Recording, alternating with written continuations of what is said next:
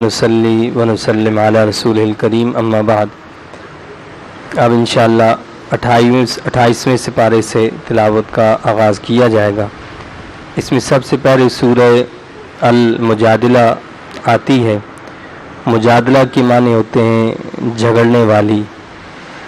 یہ ایک ایسا واقعہ ہوا کہ خاتون جو تھیں وہ حضور نبی کریم صلی اللہ علیہ وسلم کی بارگاہ میں آئیں اور ایک مسئلہ یہ درپیش آیا جس کا ہم پہلے بھی سورہ الاحزاب میں سرسری انداز میں تذکرہ کر چکے ہیں کہ قانون زہار جو ہے وہ مطلب یہ ہے کہ کوئی شخص جو ہے اپنی بیوی کو یہ کہہ دے کہ تو مجھ پر میری ماں کی پشت کی طرح ہے، یا ایسے ہی کلمات جو ہیں دیگر جو ہیں وہ فقہ کی کتابوں کے اندر موجود ہیں۔ تو ان سے اس زمانے میں یعنی جاہلیت کے دور کے اندر یہ کلمات اس لیے کہے جاتے تھے کہ اس سے طلاق واقع ہو جاتی تھی۔ تو وہ خاتون جو تھیں وہ بہت بوڑھی تھیں اور ان کے شوہر بھی بوڑھے تھے، تو کسی بات پر ان کے شوہر نے ایسے کلمات ہی کہہ دیے اور بچے بھی چھوٹے چھوٹے تھے۔ تو اب یہ کلمات تو ادا ہو چکے، اب بڑا پچھتاوا ہونے لگا کہ اب کیا کیا جائے۔ تو وہ خاتون اللہ کے رسول صلی اللہ علیہ وسلم کی بارگاہ میں حاضر ہوئیں اور آ کر اللہ کے رسول صلی اللہ علیہ وسلم سے یہ مسئلہ پوچھا۔ تو چونکہ اب تک اللہ تعالیٰ نے اس کے بارے میں کوئی فیصلہ نہیں فرمایا تھا، اللہ نے کوئی حکم نہیں دیا تھا، اس لیے اللہ کے حبیب علیہ الصلوۃ والسلام خاموش رہے۔ تو بحث و تکرار ہوتی رہی، جس پر اللہ نے یعنی فرمایا یا المجادلہ نام رکھے، یعنی جھگڑنے والی، اے نبی صلی اللہ علیہ وسلم آپ سے جو جھگڑنے والی ہے۔ تو کافی دیر تک یعنی یہ سلسلہ چلتا رہا۔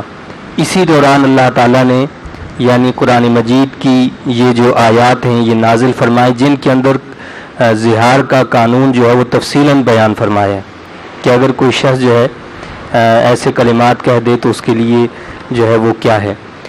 اور یہ جو خاتون تھیں یہ حضرت خولہ رضی اللہ تعالیٰ عنہ تھی۔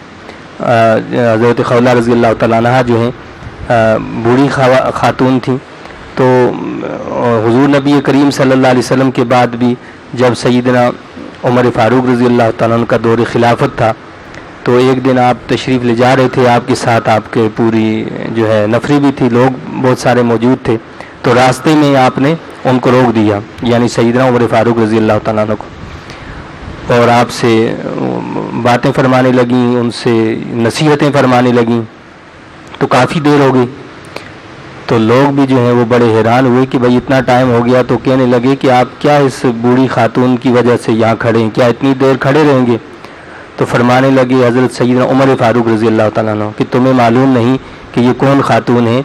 یہی حضرت خولہ ہیں کہ جن کی بات کو اللہ تعالیٰ نے 7 آسمانوں کے اوپر سنا ہے، تو عمر کون ہے کہ جو ان کی بات کو نہ سنے؟ اور فرمایا کہ اگر یہ مجھے صبح سے شام تک ایسے کھڑا رکھیں تو میں اسی طرح کھڑا رہوں گا اور ان کی بات سنتا رہوں گا، سوائے نماز پڑھنے کی اجازت کے میں یہ کہیں بھی نہیں جاؤں گا، یعنی صرف نماز پڑھنے کی اجازت لوں گا اور نماز پڑھوں گا اور ان کی بات کو سنوں گا۔ تو یعنی یہ ان کا مقام اور مرتبہ ہے کہ ان کی بات پر اللہ تعالیٰ نے قرآن میں وحی نازل کی ہے۔ تو اسی حوالے سے اللہ تعالیٰ نے اس میں ابتدا کے اندر بتایا ہے کہ بیویوں سے زہار کے معاملے میں حدود اللہ کی پاسداری ضروری ہے۔ تو زہار سے بیوی جو ہے وہ ماں نہیں بن جاتی، اور بہرحال یہ جو کلمات ہیں کہ تم میری ماں کی طرح ہو، بہن کی طرح ہو، پھوپھی کی طرح ہو، یا اس قسم کے جتنے بھی کلمات ہیں ان کو اسلام نے ناپسند کیا ہے اور زہار کے گناہ کا کفارہ رکھا ہے۔ یعنی اس سے طلاق تو واقع نہیں ہوتی ہے، لیکن یہ کلمات ایسے بھی نہیں ہے کہ جی آپ ان کو ادا کریں، اس لیے اللہ تعالیٰ نے اس کی سزا رکھی۔ سزا کیا رکھی؟ اس کا کفارہ ہے۔ کفارہ یہ ہے کہ ایک غلام آزاد کیا جائے، یعنی جس عورت کو اس کے شوہر نے ایسے کلمات ادا کیے ہوں تو وہ عورت اس کے لیے حرام ہو جاتی ہے جب تک کہ وہ یہ کفارہ ادا نہ کرے۔ تو پہلی صورت کیا بتائی کہ وہ غلام آزاد کرے، لیکن اگر غلام آزاد نہیں کرتا تو 60 مسلسل روزے رکھے، جیسے آج کے دور میں غلامی کا سسٹم نہیں ہے۔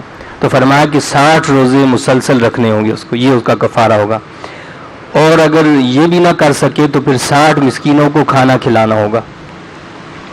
تو حضرت خولہ رضی اللہ تعالیٰ عنہ جو ہیں ان کے شوہر جو تھے وہ نہ غلام آزاد کر سکتے تھے، نہ 60 روزے مسلسل رکھ سکتے تھے، اور نہ یہ طاقت تھی کہ 60 مسکینوں کو کھانا کھلا سکیں۔ تو عرض کی یا رسول اللہ صلی اللہ علیہ وسلم میں کیا کروں، میرے پاس تو ان میں سے کچھ بھی نہیں ہے، تو آپ میری اعانت فرمائیں، آپ میری مدد فرمائیں۔ تو اللہ کے رسول صلی اللہ علیہ وسلم نے اپنے پاس سے یعنی ان کی مدد فرمائی، تو انہوں نے 60 مسکینوں کو جو ہے وہ کھانا کھلایا۔ اس طرح ان کے اس معاملے کا جو اللہ تعالیٰ نے حل نکالا۔ تو یہ اللہ رب العزت نے اہل ایمان کے لیے سہولت اور آسانی پیدا فرمائی کہ اس سے طلاق تو واقع نہیں ہوگی، لیکن ایسے کلمات کو ادا کرنے پر جو ہے یہ سزا ان کو بھگتنا پڑے گی۔ زہار کرنے والے پر کفارہ ادا کرنے سے پہلے بیوی کے ساتھ مباشرت کرنا حرام قرار دیا گیا ہے۔ منافقین کی سازشوں کو بے نقاب کیا گیا ہے۔ آداب مجلس کی تعلیم دی ہے کہ محفل میں سمٹ کر بیٹھو، یعنی کوئی محفل ہو، کوئی مجلس ہو تو فرمایا کہ سمٹا کر بیٹھو تاکہ آنے والوں کو جگہ ملے۔ کشادگی پہلے آپ اختیار کریں، لیکن اگر کوئی آتا ہے اور جگہ نہیں ہے آپ کے پاس تو فرمایا کہ پھر آپ اس کو جگہ دیں، آنے والے کو جو ہے جگہ دی جائے، اس کے لیے کشادگی پیدا کی جائے اپنے دلوں کے اندر۔ دل کے اندر جب گنجائش پیدا ہوتی ہے تو ظاہری جو گنجائش ہوتی ہے وہ بھی اللہ تعالیٰ نکال دیا کرتا ہے۔ اس کے بعد سورہ الحشر شروع ہوتی ہے۔ اس میں قبیلہ بنو نذیر کے خلاف فرد جرم عائد کی گئی ہے۔ یہودیوں کا یہ قبیلہ تھا، انہوں نے اللہ، رسول اللہ صلی اللہ علیہ وسلم اور اسلامی حکومت سے دشمنی اختیار کی، یعنی عہد شکنی کی، جو وعدہ کیا تھا اس کے خلاف کیا، رسول اللہ صلی اللہ علیہ وسلم کے قتل کی سازش کی، اس لیے انہیں جلاوطنی کی سزا سنائی گئی۔ جب اس قبیلے کو جلاوطن کر دیا گیا تو جلاوطنی کے نتیجے میں حاصل ہونے والا مال جو ہے اس کو مال فی کہتے ہیں، یعنی جو بغیر جنگ کے حاصل ہوتا ہے وہ مال فی کہلاتا ہے۔ تو اس کی تقسیم کے احکام اللہ تعالیٰ نے بتائے ہیں، اور اموال فی کی 8 مدات اللہ تعالیٰ نے بیان فرمائی ہے کہ ان مدات میں مال فی کو استعمال کیا جا سکتا ہے۔ منافقین کو ان کا مرض اور اس کا علاج بتایا گیا ہے کہ ان کا مرض کیا ہے اور اس کا علاج کیا ہے۔ پھر اسماء حسنہ کے ذریعے صفات باری تعالیٰ سے آگاہ کیا گیا ہے۔ اس کے بعد سورہ الممتحنہ شروع ہوتی ہے۔ اس صورت میں رب کائنات نے اسلامی ریاست کے استحکام کے لیے منافقین پر نظر رکھنے کے علاوہ بیرونی جاسوس، بالخصوص خواتین جاسوسوں اور برادری کے جاسوسوں پر کڑی نظر رکھنے کی ہدایت دی ہے۔ مخلص مسلمانوں کو حضرت ابراہیم علیہ السلام کی طرح رشتہ داری پر اسلام کو ترجیح دینے کی ہدایت کی گئی ہے۔ مخلص مسلمانوں کو اسلامی ریاست کا وفادار رہنے کی بھی ہدایت دی ہے، اور اسلامی ریاست کی خارجہ پالیسی اور اسلامی ریاست کی داخلہ پالیسی کیا ہو، اس حوالے سے بھی رب کائنات نے گفتگو فرمائی ہے۔